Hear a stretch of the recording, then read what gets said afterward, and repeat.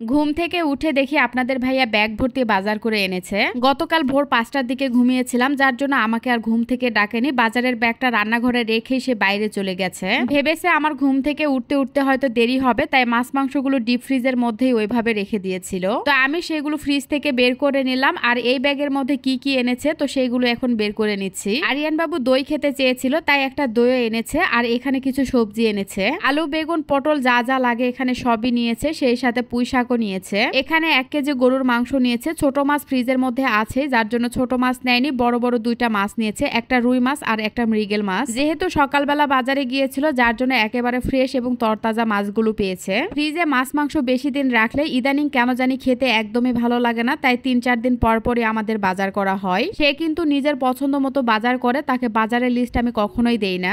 তার যেটা খেতে ইচ্ছে করে এবং আমরা যেটা খেতে পছন্দ করি সেই অনুসারে বাজারগুলো করে নিয়ে আসে।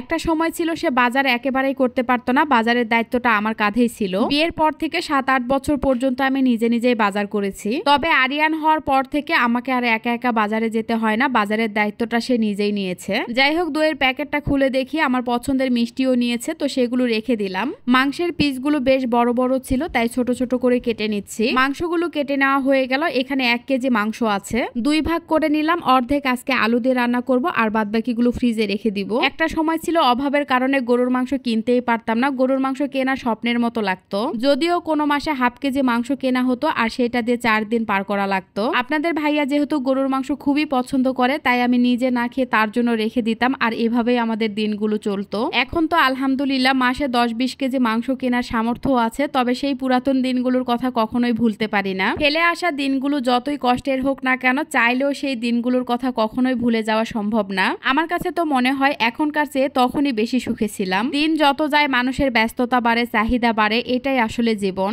যাই হোক, এদিকে হাতে মেখে গরুর মাংস বসিয়ে দিলাম। ভালোভাবে কষিয়ে নেওয়ার পরে আলু দিয়ে দিব, আর এই পাশে পুঁই শাক ভাজি বসিয়ে দিব। তাই প্রথমে পেঁয়াজ মরিচ ভেজে নেওয়ার পরে পুঁই শাকগুলো দিয়ে দিলাম। যদিও শাকের মধ্যে আমি হলুদ দেই না, কিন্তু সাথে যেহেতু আলু দেওয়া আছে, তাই সামান্য একটু হলুদ, লবণ আর প্যাকেটের গুঁড়া মশলা দিয়ে পুঁই শাক ভাজি বসিয়ে দিলাম। এদিকে মামিও চলে এসেছে। মামি আসার পরে মাছগুলো কেটে নিচ্ছে আর আমি রান্না বান্না করছি। মাংস কষিয়ে নেওয়া হয়ে গেল, এখন কেটে রাখা আলুগুলো দিয়ে দিব।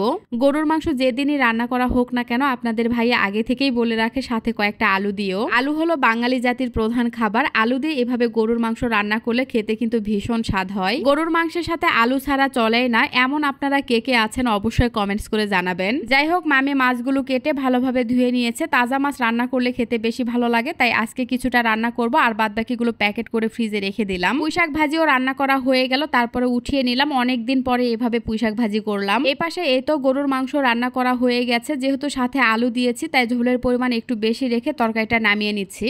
গরুর মাংস এভাবে রান্না করা দেখে আপনাদের ভাইয়া বাইরে থেকে এসে বলছে আমাকে তাড়াতাড়িতে খেতে দাও। অনেকদিন হলো গরুর মাংস এভাবে রান্না করা হয়নি, তাই একটু বেশি লোভ লাগছে।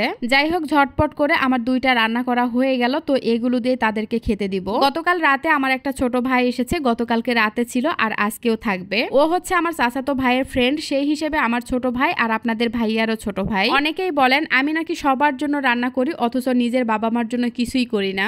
আপনারা যারা আমার ভিডিওগুলো নতুন দেখছেন তারা অবশ্য জানেন না যে আমার বাবা মা বেঁচে নেই। তাদেরকে যদি একবেলা রান্না করে খাওয়াতে পারতাম, তাহলে দুনিয়ার সবচেয়ে সুখী মানুষটা আমি হতাম। আপনাদের এমন কমেন্টস গুলো আমাকে কতটা যে কষ্ট দেয় তা বলে বোঝাতে পারবো না। আমার ভাগ্য খারাপ, তাই চাইলেও আমি তাদেরকে রান্না করে খাওয়াতে পারি না। আপনারা যারা প্রতিদিন আমাকে এই প্রশ্নের সম্মুখীন করেন তাদেরকে বলছি, আমার বাবা মারা গিয়েছে 8 বছর হলো আর আমার মা মারা গিয়েছে 4 বছর হলো। একসাথে আমার আব্বা এবং দাদি দুইজনেই মারা গিয়েছে 5 দিন আগে আর পরে। আমার দাদি একমাত্র ইলিশ মাছ ছাড়া অন্য কোনো মাছই খেত না। ইলিশ মাছ তেমন একটা কেনাও হতো না আর দাদি খেতেও পারতো না। যেদিন আমি বড় বড় ইলিশ মাছ রান্না করি সেদিন দাদির কথা ভীষণ মনে পড়ে। একেবারে খেতে ইচ্ছে করে না, তারপরেও খেতে হয়, কিন্তু ভীষণ কষ্ট হয়। মানুষের জীবনে কিছু কিছু কথা থাকে, কষ্ট থাকে, যেগুলো চাইলেও কারোর সাথে শেয়ার করা যায় না। তাই প্লিজ আপনারা না জেনে এমন কোনো কথা বলবেন না যেগুলো শুনলে কষ্ট লাগবে। যাই হোক, এদিকে আমি মাছের তরকারিটাও রান্না করে নিলাম। যেহেতু তাজা মাছ তাই না ভেজেই রান্না করেছি। তরতাজা মাছ না ভেজে এভাবে রান্না করলে খেতে বেশি মজা হয়। নামানোর 5 মিনিট আগে একটা ম্যাজিক মশলা দিয়েছি, তারপরে ধনিয়া পাতা আর কয়েকটা কাঁচামরিচ দিয়ে আমি তরকারিটা নামিয়ে নিলাম। তরকারির কালারটা দেখতে কিন্তু মাশাআল্লাহ খুবই সুন্দর হয়েছিল এবং খেতেও অনেক বেশি মজা হয়েছিল। তো রান্না বান্না শেষ, আজকের মতো এখানেই বিদায় নিচ্ছি। যদি ভিডিওটা ভালো লাগে প্লিজ একটা লাইক, কমেন্ট আর শেয়ার করতে ভুলবেন না। সবাই ভালো থাকবেন, সুস্থ থাকবেন। আল্লাহ হাফেজ, টাটা।